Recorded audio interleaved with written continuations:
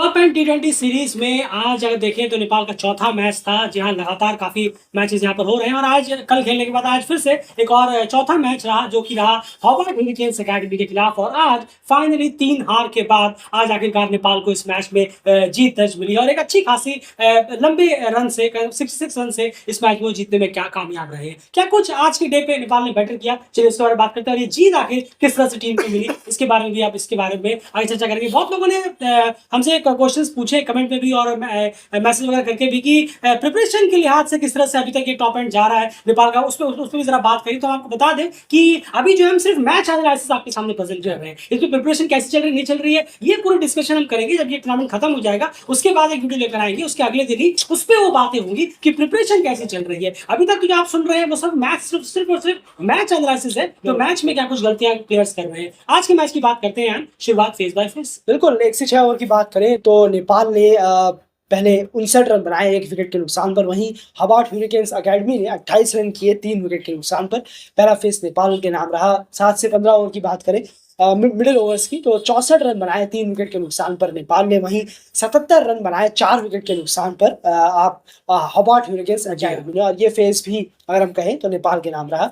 वहीं death face की बात करें 16 से 20 की तो नेपाल ने यहाँ 57 रन किए 3 विकेट के नुकसान पर। और वहीं हॉबार्ट हरिकेन्स एकेडमी ने सिर्फ 9 रन और जोड़े और 3 विकेट अपने गंवाए और टीम पूरी ऑल आउट हुई और ये फेस और मैच भी नेपाल जीतने में कामयाब। बिल्कुल, तो तीनों ही फेसेस में नेपाल ने कहीं ना कहीं बैटर किया है हॉबार्ट हरिकेन्स के खिलाफ, एकेडमी के खिलाफ, जो कि आप इस चार्ट में कहीं ना कहीं देख भी पा रहे हैं। वहीं पर 32 डॉट बॉल्स के लिए नेपाल ने यहाँ पर, क्योंकि पिछले मैच से भी था, पिछले 36 डॉट बॉल्स थी, इस बार 32 डॉट बॉल्स, इसमें थोड़ी सी और गिरावट लेकर आई है मैच दिन मैच, तो और ज्यादा बेटर यहाँ पर रहेगा। खैर, लेकिन फिर भी लगभग 5 ओवर यहाँ पर जो है डॉट बॉल्स में निकाल दिए, 5.2 ओवर के आसपास, इसे कम से कम 3 साढ़े 3 ओवर तक लेकर आइए मैच 6 होते होते, तो और ज्यादा बेटर रहेगा। चलिए ये बात हो गई फेस, यहाँ पर फेस बाय फेस में पूरी तरह से हॉबार्ट हरिकेन्स एकेडमी के खिलाफ जबरदस्त परफॉर्मेंस यहाँ पर भी तीनों फेसेस में। अब जरा यहाँ पर बात करते हैं बैटिंग के बारे में। बात करने से पहले एक चीज जरूर यहाँ पर मेंशन करना चाहूंगा, जो कि मैं शुरू में ही बोलना चाह रहा था वीडियो के।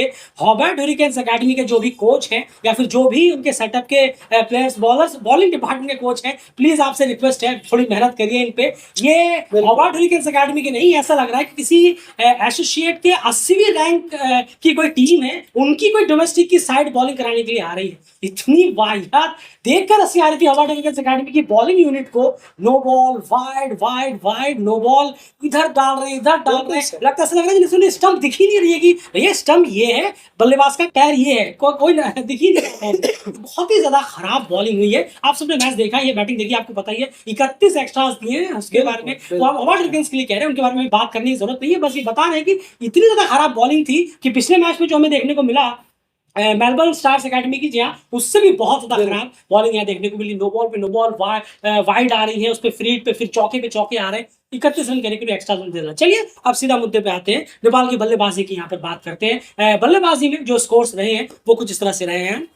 बिल्कुल, और अगर हम देखें तो कुशल बुर्तल ने 27 रन किए 20 गेंदों में और फिर आसिफ शेख ने 29 रन किए। अच्छा स्टार्ट जरूर मिला, शुरुआत मिला, लेकिन फिर से कोई बड़े स्कोर में इसको तब्दील नहीं कर पाए। ये अपने आप में खुद ये एक प्रॉब्लम तो टीम के साथ लगातार जुड़ी हुई है। ये एक इनिंग को बड़ा इनिंग खेलना, सर देखते हैं दूसरी टीमों में कोई 70 रन की इनिंग खेल रहा है, कोई 80 की इनिंग खेल रहा है, कोई शतक ही लगा दे रहा है, कोई 80-90 कर रहा है। ये हमें नेपाल की बैटिंग यूनिट में अभी तक भी देखने को नहीं मिला है। आज भी टीम जीती, लेकिन वो जीत की बात अलग है, उसको अलग एक रिजल्ट है, लेकिन बैटिंग की जहां तक बात देखिए, एक भी लंबे, यहाँ तक कि इस पूरी बैटिंग लाइनअप पे सेकंड हाईएस्ट स्कोर जो है वो एक्स्ट्रास है, 31 रन एक्स्ट्रास से दिए हैं। और फिर वो एक्स्ट्रास अलग है जहां पर नो बॉल पे फ्रीट मिली, फिर उस पर भी बल्लेबाज फ्रीट में थोड़ा सा जो डर के खिलाफ होता है, माफ कीजिएगा, निडर होता है, सॉरी जी हाँ, फ्रीट में वो निडर होता है, तो वो कहीं ना कहीं अटैक के लिए जाता है। उसमें फिर 5 में से 3 नो बॉलों में फ्रीट जो मिली उसमें वो बाउंड्री भी लगाने में कामयाब है, तो ये भी कहीं ना कहीं रहा है। तो एक बड़ी लंबी इनिंग हमें देखने को नहीं मिलती, शुरुआत मिलती है, वो आगे जाकर उसे वेस्ट कर देते हैं, और आज भी कुछ ऐसा ही देखने को मिला। आसिफ शेख की बात करें, बहुत स्लो खेले, 28 गेंदों में 29 रन, स्ट्राइक रेट बढ़ाइए, इससे काम नहीं चलेगा। जैसे आज भी देखिए पूरी बल्लेबाजी यूनिट ने 150 रन ही किए, अगर आप देखेंगे, और अगर एक्स्ट्रास को हटा देंगे तो 150 रन करीब करीब बल्लेबाजों ने किए। तो ये थोड़ी सोच समझ, स्ट्राइक रेट की जहां तक बात है, आसिफ का स्ट्राइक रेट देखिए 103, भीम शार्की का 100 का स्ट्राइक रेट, रोहित का तो और हद कर दीजिए 81 का स्ट्राइक रेट। इतनी कम स्ट्राइक रेट से काम नहीं चलेगा। भले आप एक तो आप ओपनर है, उसके बाद 1 डाउन सेकंड डाउन के बल्लेबाज हैं, थोड़ा सा स्पीड अप करिए, तेजी लाइए, इतने स्ट्राइक रेट से काम नहीं चलने वाला। उसके बाद नीचे आए आरिफ शेख, उन्होंने 26 गेंदों पे 33 रन किए, 126 की स्ट्राइक रेट से बाकी बल्लेबाजों से बेहतर था, कुशल मुत्तल के अलावा बाकी बल्लेबाजों से बेहतर था, लेकिन इससे भी और थोड़ा सा स्ट्राइक रेट बेटर हो सकता था। फिर कुशल मल्ला है, उन्होंने भी अपनी इनिंग्स वेस्ट की है, 8 गेंदें खेली, 6 रन बनाए, 75 का मैच स्ट्राइक रेट। लोकेश बान ने एक अच्छा जाते जाते एंड फिनिशिंग टच दिया, 11 बॉल में 25, ये एक बेटर इनिंग रही, बहुत ज्यादा अच्छी इनिंग रही, जहां पर 227 की स्ट्राइक रेट से उन्होंने बल्लेबाजी की, 11 गेंदे 25 कर एक अच्छा फिनिश करने में कामयाब रही नेपाल, क्योंकि लोकेश बान और थोड़ा बहुत आरिफ की वजह से भी हम यहाँ पर कह सकते हैं। तो ओवरऑल